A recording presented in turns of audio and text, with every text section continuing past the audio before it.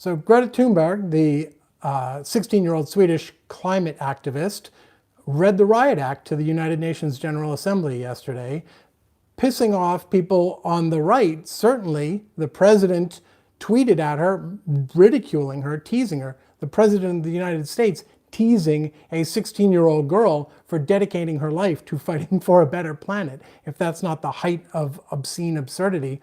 And there are people on the left as well saying, criticizing her for not doing enough, for instance, and also not wrongly criticizing the emphasis on her by the media. That's not her fault, of course, and she's very conscientious about saying, don't listen to me, listen to the scientists. Don't focus on me, focus on my peers. So I don't think that's one that we can necessarily nail on her, but you do have a vast number of people on the right, from the president on down. Fox News went after her in really grotesque fashion, and you have much fewer and much more reasonably minded people on the left saying, hey, what about my thing? What about my thing?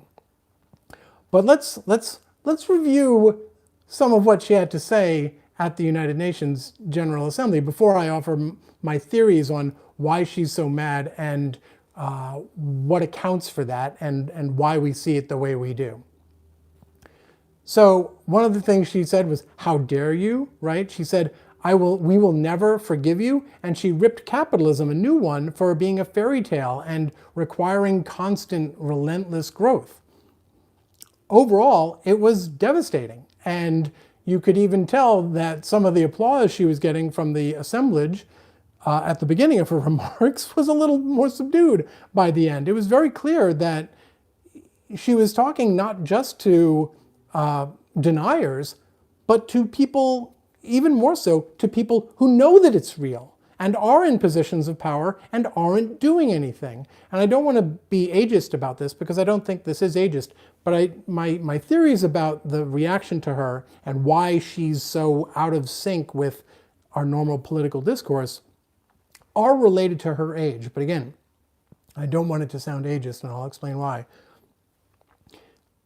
Imagine you woke up one morning, you're a kid, and your parents come in and they say, hey, we let you sleep late, it's 11 a.m., but we let you sleep in, and we brought you some breakfast in bed, so you can have some breakfast and bread. Here you go, here's some pancakes, take your time, Looney Tunes is on, watch your Looney Tunes, oh, listen a little later, maybe after lunch, we want to talk to you about an issue that the family is having that may affect us in the future. The house is on fire.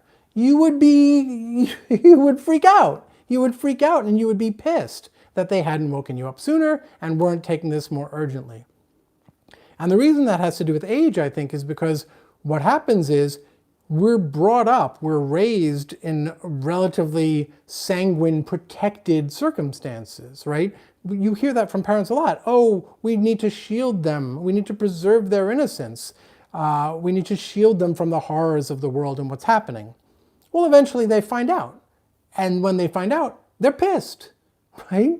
And here's why it's not ageist. Because if you took Captain America, here's my comic nerd coming out, frozen in ice during World War II, and you woke him up in 2019 and you said, hey, Cap, welcome back. You defeated the Nazis, and for the last 40, 50 years, we've been letting the earth slowly boil away.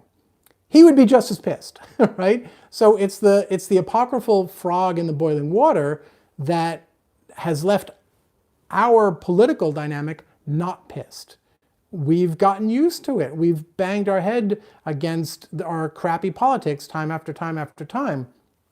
And so, of course, young people are pissed because they're just finding out about this and they're looking around and they're seeing that we're not running around like our hair is on fire, even though our planet's on fire. So it makes sense that she's pissed, and it makes sense that people who have been accustomed to this for a while aren't pissed. Although, by the way, there are some people like Bill McKibben out there who have been banging the drum about this for I don't know how many years, and he's still pissed, clearly. So here's the turn I want to make on this, however, which is that I do think there's potentially some hope here if we think about our problems in a slightly different way, right?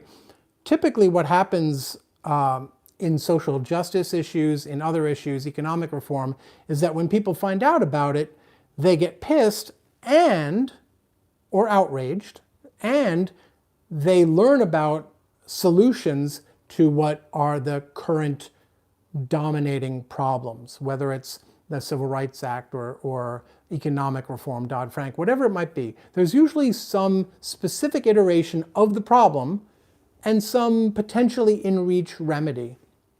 You could take gay marriage as an example, same-sex marriage. And what tends to happen, I think, again, totally pulling this out of my ass, but I'm curious to hear your thoughts on it, is that as people get older and they see progress made, they tend to think problem solved. And when a new generation or new Captain Americas come along and tell them, what about that problem? Or what about that solution to this other iteration of the same problem? People get pissed. They think, I thought I had done the work. I thought we were done with this. And I think the solution to this is to stop talking about progress, whether it's on climate, social justice issues, economic issues. Stop talking about progress as finite, right? It's good to recognize and to celebrate achievements, but the way not to lose heart about the fact that others will push for new achievements is to start seeing it as an infinite endeavor, meaning I don't remember whether it's the Constitution or the Declaration of Independence that says, this is to make a better nation. I'm mangling the quote now. A better union, I think it is. It doesn't say, and here's how you do it, and then you're done. The point is, democracy is a tool for always improving. And if we educate people that the obligation, the mission, once you've accomplished something, and we've accomplished a lot in environmentalism, right? Our cities are a lot cleaner than they used to be. A lot of pictures from the EPA have been going viral the past few days showing just how smog-oppressed major cities used to be compared to how they are now. The Hudson River, not too far from me. It's gorgeous. You have to love it, especially if you remember what a cesspool it used to be. But we have to start thinking about progress as something that is an ongoing project. And it's something that we never finish, because the goal, once you achieve something, is to find something new. Even if it's not apparent, we're obliged to look and see, not because, we've always got to be complaining about something, but because we are obliged, we are mandated by the founding documents of this country to always be seeking to do better. And I thought that was a great ending, but then I realized I totally forgot how I really wanted to end this, which was one of the complaints I mentioned earlier was that too much of the attention is being paid to Greta as a white girl, when communities of color, people of color, are being disproportionately affected by climate change. And therefore, logically, it would make more sense to have, if not young people of color, then someone of color be not just seen as, but treated by the media as the foremost or predominant spokespeople, the faces of this cause. And I didn't want to speak about this in the abstract, so I did a little bit of research, and I came across Autumn Peltier. I hope I'm saying that name correctly. Autumn Peltier, Indigenous 14-year-old girl in Canada. She's a Weequampong water warrior. She's also done pipeline protection. She's a nominee for the International Children's Peace Prize for this year out of 130 nominees. And there's information, I'll post a link on the bottom of this post, about her work as an Indigenous water ambassador, she's called in the nomination, fighting for the right of Indigenous Canadian peoples and children to have access to clean water. So what I wanted to end off here by asking you folks to do is go find me on Twitter at JT Larsen. That's JTLARSEN. I know I mentioned my Swedish relatives earlier, but my last name is actually Danish, so it's SEN. Or find us at TYT Investigates on Twitter, or in the comments below, elevate the voices of other ambassadors, other pipeline protectors, other climate change spokespeople. It doesn't have to be kids. It's great if they are kids, because let's get those voices out now. We've seen, in the issue of gun control, how much impact kids can have. So you amplify their voices, and I'll amplify your voices on our accounts as well as TYT's. And together, maybe we can not take away from Greta, but add to and diversify a chorus of voices. She shouldn't have to carry it alone. And with that, I'm going to go take a look at what you folks are saying in the comments so that I can respond. I went on a little bit longer than I wanted to, which I should add is a universal factor here. Okay, let's see. Leonardo Alvarez says, I want to be involved with the help of climate change. Where do I start? Well, so here's a phrase I hate, which came from the 70s, which was think globally, act locally. And I blame that phrase for killing the planet. And what I mean by that is sort of the same thing with plastic straws. I view a lot of these local efforts as almost being like steam valves. We have an impulse to do something, and on local levels, things feel doable. I can get my town to ban plastic bags, for instance. So I will focus my energies there. But the reality, it seems to me, is that our problems are so systemic that only radical systemic change, collective action, not individual action, is going to change it. And so in that sense, if we funnel everyone's energies towards local action and individual action, we're not pursuing as fiercely as we could collective action. So I have two answers to you, Leonardo. The main answer is, I don't know. But the two sub-answers are, yes, it's not necessarily a bad thing to do some research, find out if there are local groups in your area that address and work on climate change issues. But more importantly, act globally, I would say. Join organizations that are working towards global systemic solutions. Think globally, act globally. DLJ says, DLJ is trying to help me with my pronunciation. Better folks than you have tried and failed, DLJ. I'm kidding, no one's better than you. CB Unglesby says she was great, meaning Greta. Yeah, she was so raw and unadorned and unapologetic. I think it forces you to realize how much all the external expectations about how we're supposed to communicate and how we're supposed to be careful about civic discourse and all of this stuff infects us and neuters us. And another critique of hers that I don't know the facts of how fair it is or not, is that like she's not putting her body on the line like pipeline protesters, who are getting tear gas bombed by cops or hired goons. But all of that stuff, all these norm violating things and activities, those are required because no one pays attention otherwise. If you don't make them uncomfortable, they'll stay comfortable. Comfort the afflicted and afflict the comfortable, right? Isn't that the phrase? Daniel Norman says, not doing enough. She's doing more than a lot of people. She's doing more than virtually everyone. We're giving an earth to young people that's in trouble. That's right. Mr. Dawn says, Trump needs to watch War Games. I love that movie. He needs to learn Joshua's lesson. Sometimes the only way to win is not to engage. FFS, we all know what that means. She's 16. In what universe does it look okay for a 70-year-old man to attack a little girl? Well, that's a subject for another essay, I think. DLJ says getting pissed and being mad mean very different things in the country in which I grew up. I don't know where DLJ grew up, but I assume he's referring to getting pissed, meaning getting drunk. Leonardo Alvarez says, I saw an interview Greta, had with Arnold Schwarzenegger 3 months ago, and Arnold explained why she's mad. Leonardo, post the link to that. That's fantastic. I would love to see that. And of course, so Leonardo's posting some stats about California here, quoting, California dropped 25% of emissions since Arnold Schwarzenegger was governor. Arnold proposed to drop 25% of emissions by 2020. California achieved it in 2018. I can't vouch for Leonardo's stats. I have no reason to doubt them. I thank you for sharing them.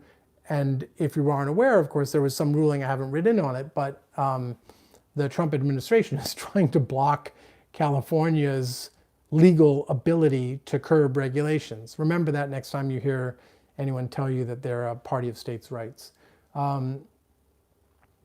DLJ says climate change is tragedy of the commons writ large. A sense of ownership, custodianness is the countermeasure. I honestly also, just to get back, I think that's right. And I think there's a part of me that says, I wish everyone would stop facilitating local efforts on climate change. I wish everyone would stop organizing straw bans, paper bag bans, not because those things aren't at minimum theoretical goods, of theoretical value, but because I wonder whether without those outlets would well-intentioned, good-hearted people who would like to devote all their energies to those local efforts, would they be so frustrated, so feel so angry in their powerlessness that they would have to resort to the less comfortable, less polite means of advocating for, fighting for collective action? I don't know. Eduardo Rossell, I'm not sure, Eduardo, I'm sorry, how you say that, says, I'm a student reporter. I think you're writing reporter there. My question is, how do we get politicians to answer to the grievances of Greta? They seem to dodge questions on policy that will be beneficial for the future. That is correct. So there are so many answers to that, and so many people better qualified than I am to do that. But it really does depend on which politicians you're talking about and what incentives they respond to, right? Step number one, I think, is reject the idea that they're evil. Because as soon as you say they're evil, it's like anytime a US president says, oh, dictator X is a madman, nothing to do but go to war, because that's all that can change things. As soon as you say they're evil, you take every incentive off the table. So once you take them being evil off the table, then look at what their incentives are. What are their campaign styles? Do they get elected on the back of massive corporate donations? Do they have the backing of people in particular? Did they win narrowly or in a landslide? Find out what moves them, and then go there. If they're dependent on large corporate donations, go to those corporations and target the corporations, right? As long as you don't assume they're evil, you will find something that they want or something that they need, and that's where you go. CB Unglesby, sorry, I'm not sure if you're insulting me or someone else, CB, but that's fine either way. I'll get there in a second. Michael McAllister says banning plastic straws won't do anything. It will only hurt the communities that need them, particularly disabled people. And this goes into what CB Unglesby is about to say to me. I'm not informed enough to know whether or how much that's true. Maybe other people can share some information on that. CB Unglesby says, you need to watch Environmental Coffee House. You could learn a ton. You're very uneducated on current events. That's probably true. I'm certainly not as educated as I should be. I don't know that any of us are. If I have an excuse, it would be that my job as a reporter means I focus pretty narrowly on roughly one topic at a time. Gary DeForve says she has put her body on the line, WTF. Yeah, I believe that's true. I apologize if I said that's not true. I meant other people have been saying that, comparing her to, pipeline protectors, people like that. Mr. Dawn says, if people are in the US, they might want to look up their local chapter of Indivisible. There are usually a lot of people with connections to a lot of progressive causes in those groups. They might be able to help people figure out how to get involved. Yeah, Indivisible, I actually talked to those folks shortly after they launched, and what they did was really amazing. And it's obviously morphed a little bit since then, but I would emphasize again, focus on the big stuff rather than the local stuff. Now, sometimes local can mean big. If electing or unelecting the right person in your district has an effect on national policy, go for it. You've got a very powerful point of leverage over a very big process. So certainly look at it. Daniel Norman says, we have become a throwaway society rather than reuse. That's a big problem.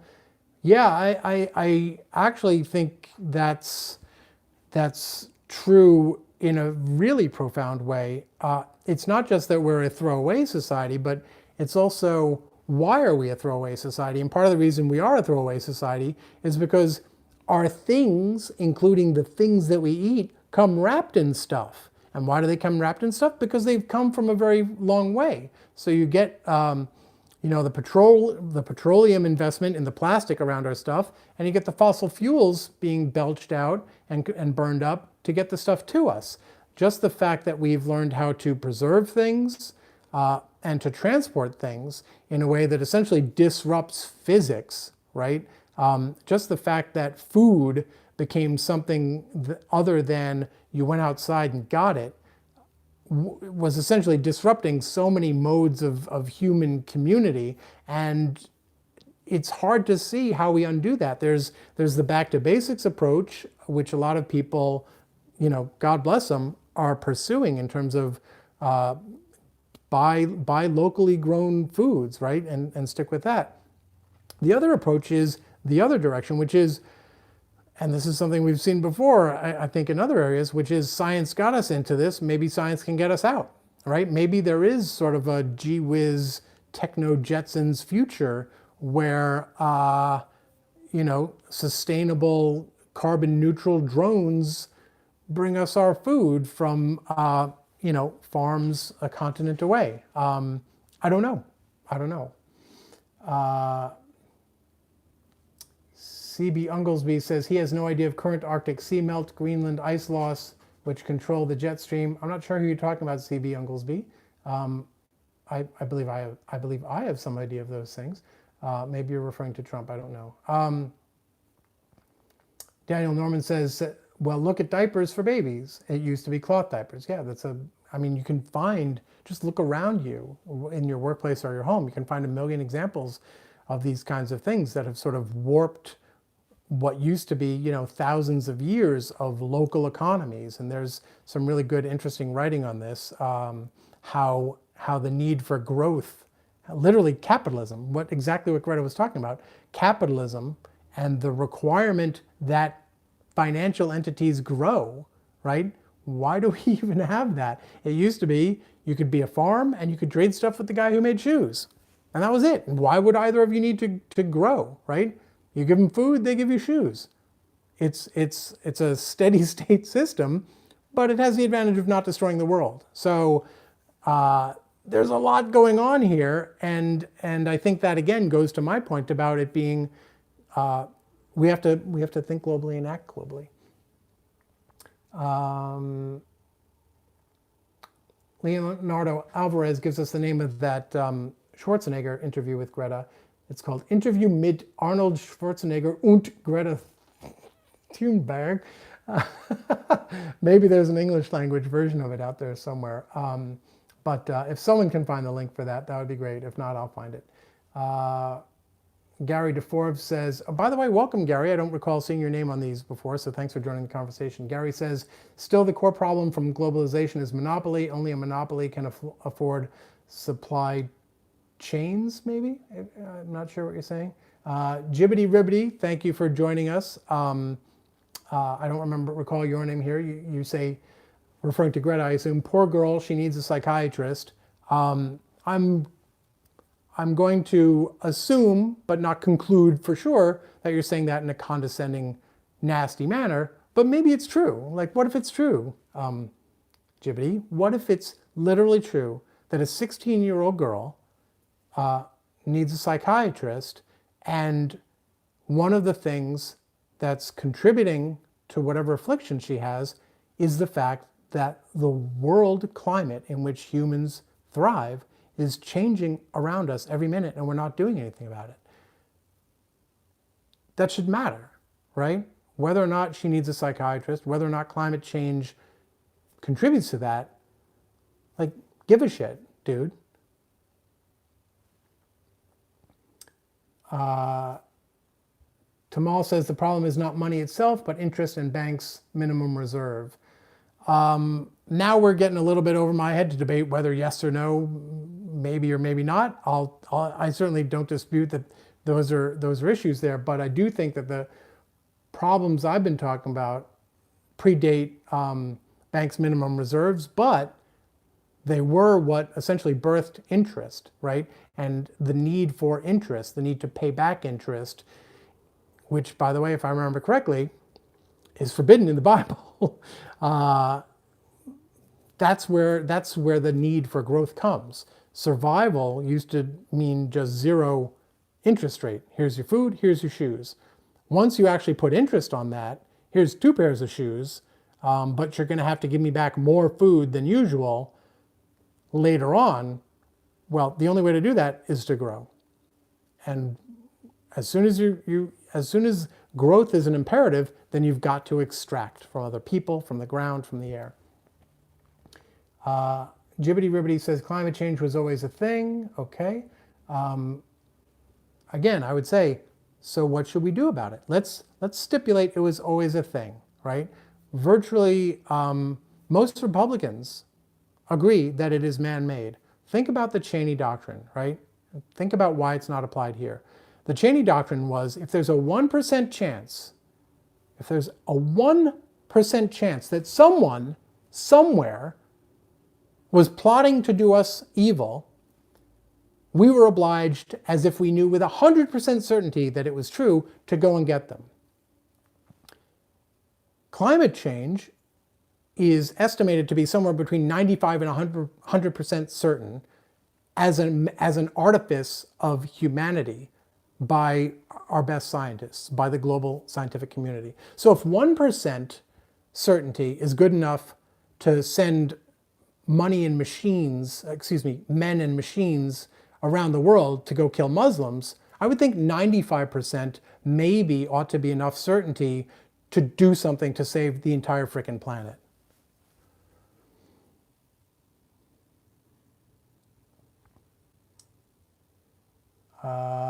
All right, you guys are all on fire now.